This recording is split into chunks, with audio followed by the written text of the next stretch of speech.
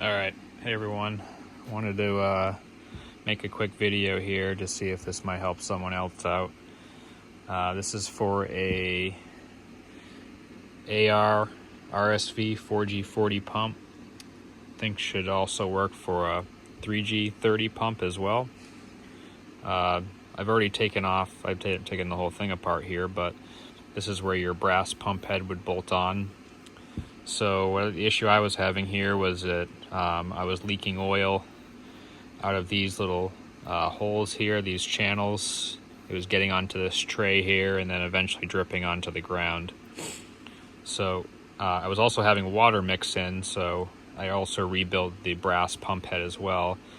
There's lots of videos online showing how to rebuild the brass pump head, so I'm not going to show you guys how to do that today, but what I'll show you here is basically how to get the oil seals out of your pump here. So as you can see, I had to disassemble the entire pump and take the crankshaft out. So I'm just going to go through and show you guys how I did that. So first step is you're going to have a cover, a seal on this side. And you'll see I had to drill through it. So you have a blind hole here. You're going to have to get this out first. This is the first thing that's going to have to come out. So what you can do is very carefully drill a hole in the middle of this. And then I just got some random wood screw here. I ground the tip off of it just to give me some more solid threads.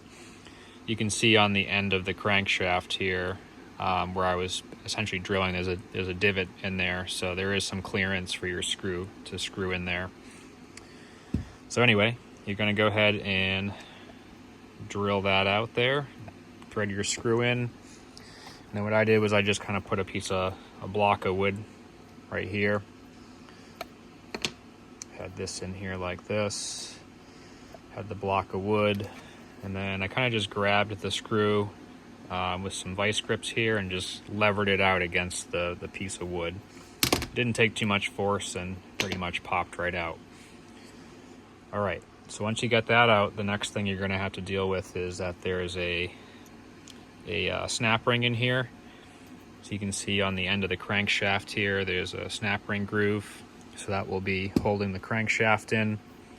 So you use your snap ring pliers and remove that. Very straightforward.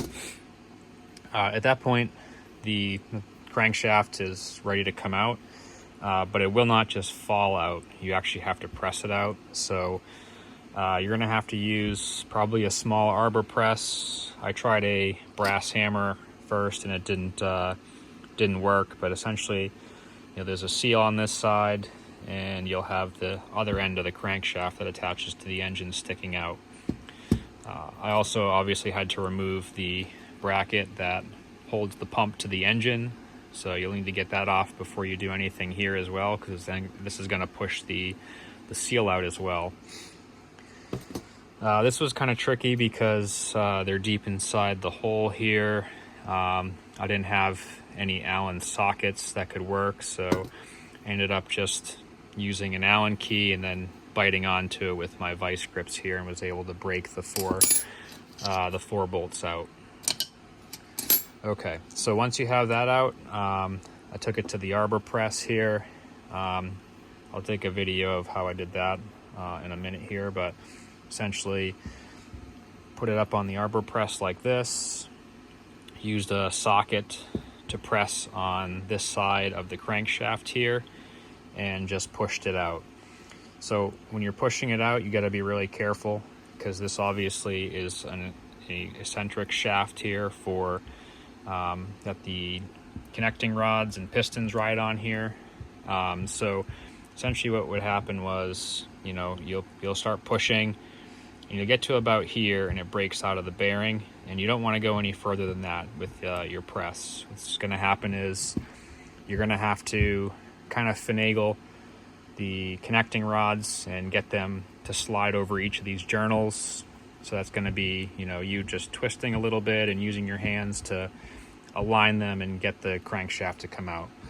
So don't push too far. Once you feel it drop out of this bearing here, just stop. And then from there, it's just a hand process of aligning things and rotating the shaft a little bit. And eventually you'll be able to pull the entire crankshaft out of here. So once your crankshaft's out, the next thing that you're going to need to do is pull all of your pistons out. So these will be in here in these 3 holes. They just pull straight out of here. You shouldn't have any issues there at all. What you're going to be left with on this side here is, in each of these holes, there's going to be a seal and then a red backup ring that sits on top of it. So these will be down in there in each of these 3 holes like that. So you'll need to get these red pieces out first. This is pretty easy to do. They just kind of slide in here.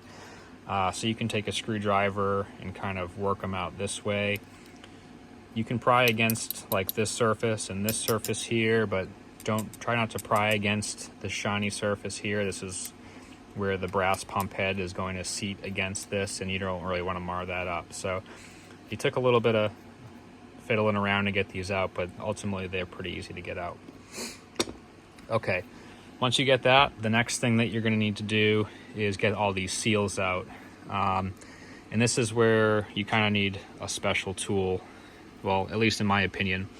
So I don't know if you can see in there, but you see there's really shiny bores in there, and that's what these pistons ride on. So we have to be really careful not to damage or scratch those in any way, because then if you damage the ceramic coating on these pistons here, you'll ruin them. So what I use is this Tusk bearing remover tool. Got this from Rocky Mountain ATV.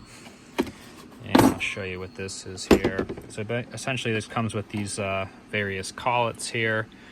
And what you can do is you can put it down through the seal, and then you tighten this up here. This will cause the end of this to spread open. And then you just attach it to the end of your slide hammer here, and then you can use the slide hammer to yank those seals right out. If you don't have one of these tools, you can probably hit the seals out from this side, but again, you got to be extremely careful not to scratch these bores up. So I really would not recommend doing it that way. Like I said, if you do scratch them up, you're gonna ruin the pump. So best to have the proper tool here, and this works perfectly for the job here. I think I used the 17 millimeter. So again, that would fit right over the seal like that, down in there. And then I crank this down, it expands, gets a good grip on the seal itself, and then I'm able to yank it out from the top, just like that. So there we go, I got the whole pump disassembled. I'll probably do a video when I get all the rebuild parts and can show a video putting it back together, but should pretty much just be doing the whole thing in reverse order. All right, so we're just gonna show you real quick here how I press this out here. So this is just a small arbor press that I have here. And I've set just a couple machinist parallels on here because I do need a little bit of standoff. So if you look on the bottom of the pump there, you can see that the boss for the seal that's on the bottom there sticks out a little bit. So you do need some sort of standoff here, so it's not sitting directly on. Whoop. You can see there, just so it's not sitting directly on that boss there. It holds it kind of up off the bottom of the arbor press just a little bit and gives us a nice flat surface to press against. So then from there, on the top side, I had just used a 13 millimeter socket like that.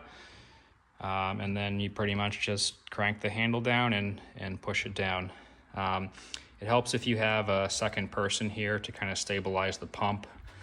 You're going to want to hold underneath there where the crankshaft's sticking out and kind of support it with your left hand while you crank this down with your right hand.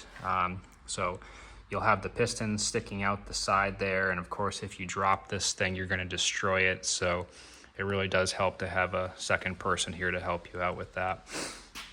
But like I said, you just kind of push it down a little bit until you feel the crankshaft break free from this top bearing, and then from there the rest of it's all kind of done manually. All right, hope this helps.